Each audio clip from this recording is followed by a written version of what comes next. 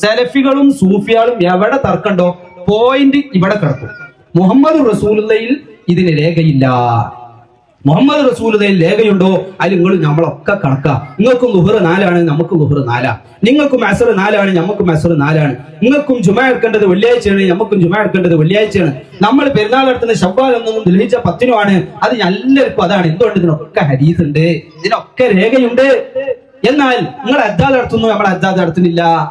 നിങ്ങൾ റാത്തീബുകൾ പലതും നടത്തുന്നു, നമ്മളൊന്നും നടത്തുന്നില്ല. നിങ്ങൾ റബീഉൽ അവ്വലിന് നബിദിനാഘോഷം നടത്തുന്നു, നമ്മളെ ചെയ്യണില്ല. നിങ്ങൾ റബീഉൽ ആഖിറിന് ജീലാനി ഫസ്റ്റ് നടത്തുന്നു, നമ്മളെ ചെയ്യണില്ല.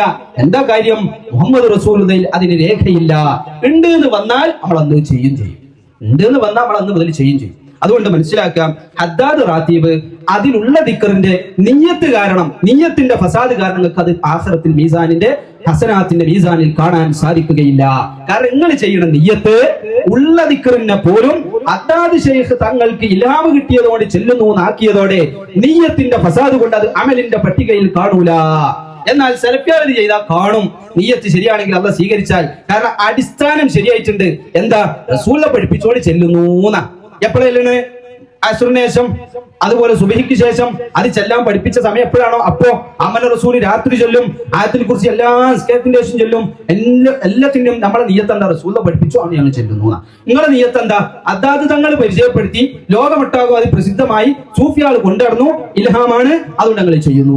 നിയ്യത്തിന്റെ ഫസാദായി. അതുകൊണ്ട് ഉസ്താദുമാരോടാണ് പ്രത്യേകിച്ച് പറയാനുള്ളത്, ഈ സാധുക്കളുടെ അമലുകൾ അവരുടെ നിയ്യത്ത് ഫസാദാക്കിയിട്ട് നിങ്ങൾ അവരുടെ അമലുകളെ ഫസാദാക്കരുത്.